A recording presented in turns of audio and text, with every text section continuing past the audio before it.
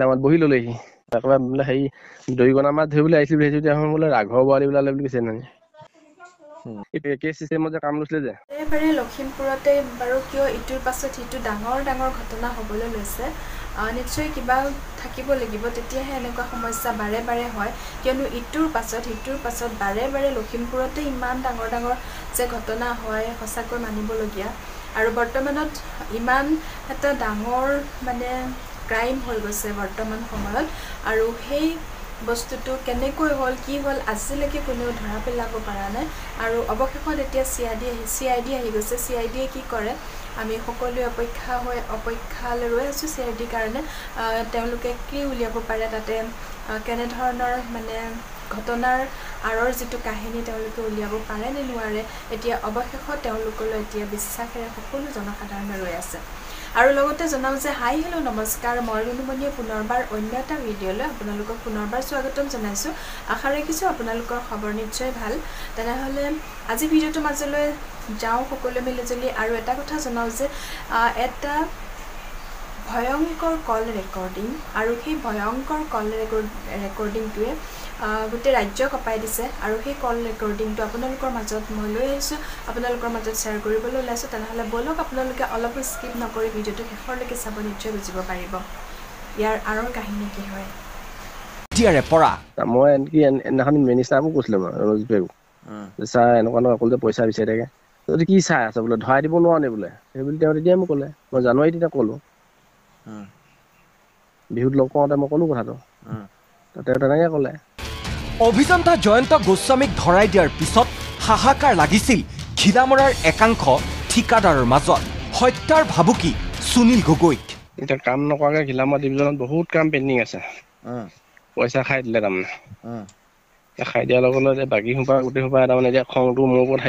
হাৰিব বিচাৰিছে তাৰমানে ঠিকা কৰিবলৈ আহিছে তাৰমানে কিহৰ এইবোৰ হেৰি কৰিছে বুলি মাৰিহে পেলাম কিবাহে কৰিম ঢেৰ মানে অলপ হুলস্থুল হৈ আছে তাৰমানে সেইদিনাখনি মই জনালোঁ হেৰিয়ত প্ৰশাসনক জনাইছোঁ কথাকে একো কৰিব নোৱাৰে কিন্তু হ'লেও এতিয়া মানে এনেকুৱা হৈছে কোনোবাই ধৰক পইচাটো মাৰি থৈ দিছিলে ইঞ্জিনিয়াৰৰ লগত মিলাই মেলি কাম খেলি মেলি কৰি তাৰমানে কিছুমান জেগাত পানী প্ৰয়োজনেই নাই নহয় এনেই স্কিম নচলেগৈ এনেই পৰি থাকিব সেইবোৰ স্কিমত এনেই স্কিমটো দেখাই আৰু বিশেষ কাম নকৰে পইচাটো খাই থৈ দিলে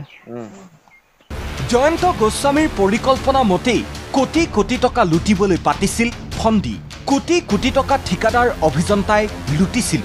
তাৰপিছত এতিয়া সেইটো দেখা পোৱাৰ লগে লগে এতিয়া মানে ডিপাৰ্টমেণ্টৰ ওপৰত পুৰা ফুল ইনকুৱাৰী দি দিলে নহয় এতিয়া ঘিলামৰা ডিভিজনৰ ওপৰত পুৰা ইনকুৱাৰী চলি গ'ল ইনকুৱাৰী চলাৰ লগে লগে গোটেই ওলাই পৰিলে আৰু এতিয়া ডাইৰেক্ট MD আহি ঘিলামৰাত বহি ললেহি একেবাৰে বোলে হেৰি দৰিকণা মাছ ধৰিবলৈ আহিছিল বুলি ভাবিছোঁ এতিয়া বোলে ৰাঘৰ বোৱাৰী বোলে বুলি কৈছে নহয় এই পেকেজ চিষ্টেমত যে কাম লৈছিলে যে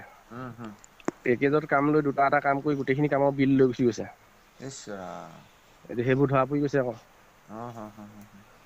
সেইটো কাৰণে মৰিছে এতিয়া ধৰক 80% কাম কৰি 100% পইচা লৈ গুচি গৈছে চবে এতিয়া মোৰ পকত মানুহ ঘূৰিছে বুলি কৈছে এতিয়া মানে কিনা বিচাৰি কিনে হ'লেও ঘপে কৰিব নোৱাৰে কিন্তু হ'লেও তাৰ ভিতৰতো ক'ব নোৱাৰি নহয় এতিয়া মই এনেকুৱা এটা পৰ্যায় পাওঁ বুলি ময়ো হোৱা নাছিলোঁ কাৰবাৰ দেখি শংকিত হৈছিল সুনীল গগৈ খাইছিল ভয় কৈছিল এজন ভাতৃসম বন্ধু